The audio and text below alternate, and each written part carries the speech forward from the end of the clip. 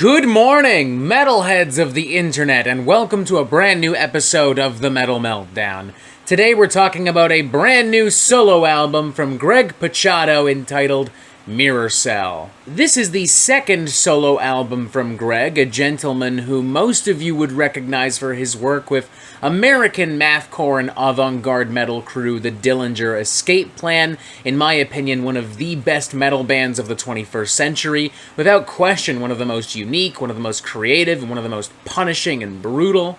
I mean, records like Miss Machine, Ironworks, Options Paralysis, One of Us is the Killer, all objectively fucking amazing. I will not listen to any arguments suggesting otherwise. Though the Dillinger Escape Plan would go on to disband and retire in 2017, Greg has remained a pretty important figure within the realms of heavy and experimental music through a variety of different projects. For instance, he's the lead singer of an 80s synth rock, synth pop industrial band called The Black Queen. He's also a member of the international heavy metal supergroup Killer Be Killed, featuring members of Soulfly and Mastodon. Greg has also worked very closely with Alice in Chains guitarist Jerry Cantrell in his solo endeavors, performing on his most recent studio album and also performing with him live on his most recent tour. Through all of these projects, Greg has continued to explore different sounds and ideas and genres and concepts. Even his previous solo album, Child Soldier, Creator of God, was kind of a smorgasbord of industrial and alternative and experimental metal. With all of this in mind, it should not be especially surprising or shocking to hear that Mirrorcell is a very different type of album in comparison to everything we've heard from Greg so far. Greg is always staying on his toes, coming up with new ideas, trying new things, going into weirder territory. This album is no exception. Specifically here, he is indulging in his love of 1980s and 90s alternative rock and metal with influence from Soundgarden, Alice in Chains, Nine Inch Nails, Hum. And it should also not be especially surprising or shocking to hear that Mirrorcell is legitimately a very good record. In the grand scheme of the Greg Puciato discography, it is probably on the lower end of a potential tier list, whereas, the Dillinger Escape Plan is up here, and Killer Be Killed, and the other solo records, they're kind of in the middle. But it's still a pretty good album, like, being on the lower end of a Greg's discography album tier list, and a D or a C for him is like an A for most bands. You know what I mean? It's a pretty fucking good record, is what I'm trying to say.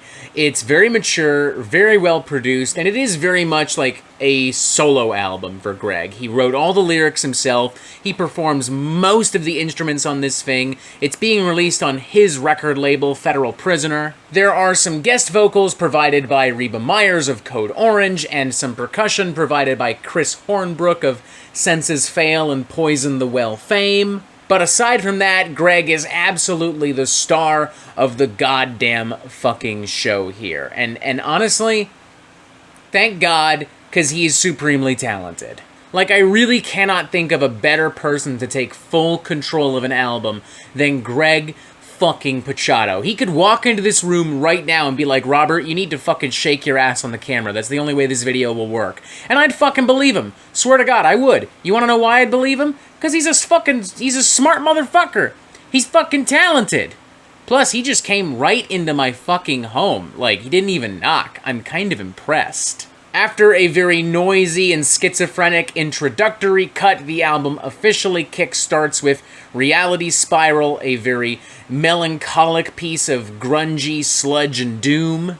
There are a lot of churning grooves and howled vocals emboldened by almost psychedelic textures. It almost feels like a simplified version of what Soundgarden was doing on Super Unknown. Then there's the following track, No More Lives to Go, which is this moody, chunky bruiser that kind of feels like some classic Alice in Chains, but with a more straightforward kind of hard rock bass and formula. Greg sounds absolutely manic and crazed on this thing. He slithers in between the verses like an actual fucking python, and when that chorus kicks in, he just starts screaming almost Trent Reznor style. Tracks like Never Wanted That and I Eclipse play with some very brooding, atmospheric, sludge and alt metal and grunge, reminiscent of the Melvins, but also again of some early Soundgarden.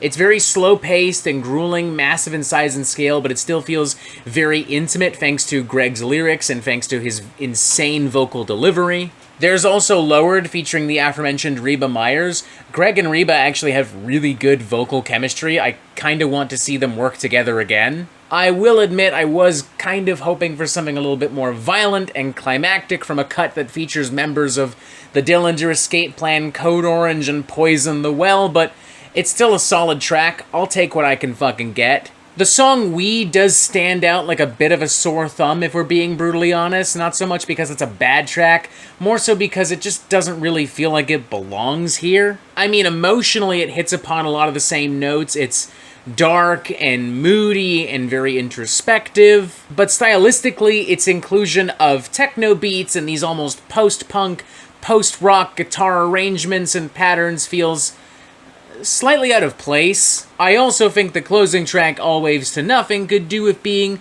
a little shorter. There's a little bit of excess fat and gristle that could be pretty easily trimmed off of this otherwise well-cooked and gnarly piece of red meat. And I do mean gnarly, ladies and gentlemen. There are some glass-shattering shrieks and screams on this thing. I want to sit Greg down and get him a glass of fucking water after hearing this. All in all, it's a really solid record. It's definitely the least chaotic thing that Greg has made in some time, but I like that. I like how much more mature and introspective this is, and I like that it can still be dark and heavy without smashing you over the head with these complicated rhythms or these wild, angular, jagged riffs in the vein of, you know, the Dillinger Escape Plan. I would give this a very enthusiastic 3.5 out of 5. I think it's a really fucking good record. I don't know if I see myself returning to this as often as anything from the Dillinger Escape Plan, or even stuff from Killer Be Killed, The Black Queen. I would say that Greg's previous studio album is also probably a lot stronger and a lot more poignant and powerful than this, but all in all, you know, if you're just kind of looking for like a 1980s, 90s alt-rock, alt-metal, grunge throwback record that doesn't feel like too samey, too one-dimensional, too derivative of a lot of the bands we've mentioned, go for it. This is it. It dips its toes into nostalgia, but it doesn't feel like it's pandering to nostalgia. It still feels modern, it still feels fresh, and it's legit a good record. I mean, obviously there are tracks I prefer more so than others, but nothing on here that I would describe as being, like, mediocre or average or whatever the fuck. I understand that a lot of people would rather just see the Dillinger Escape Plan reunite, and on some level, I feel that, because I never got to see them live, and I would fucking kill to have that experience in my fucking memory banks, but c'est la vie, what's done is done. Greg is still making really good music with all these side projects, and as a solo artist. I hope Greg continues to explore new ideas and genres. I hope he continues to expand as an artist. I look forward to seeing what he does next. 3.5 out of 5. It's a really good fucking record, man. Check it out. And that is it for the Metal Meltdown. I'm not an expert, nor do I claim to be. So what do you think? Do you like this record? Do you not like this record? And what do you want to hear from me next? And thank you for watching. Make sure you press subscribe right here so you get updates on the Metal Meltdown fucking immediately. And as always, you have yourself a fantastic fucking day.